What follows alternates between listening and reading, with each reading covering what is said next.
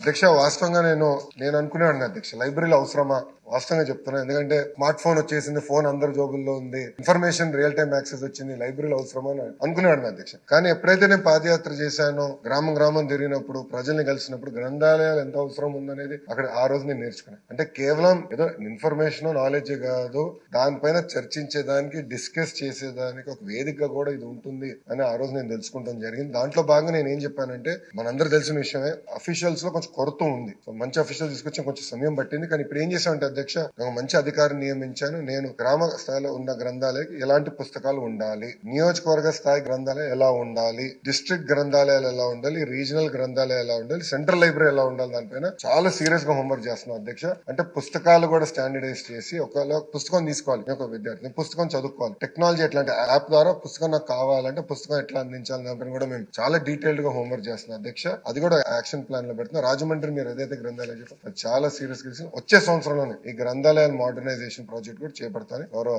సభ్యులు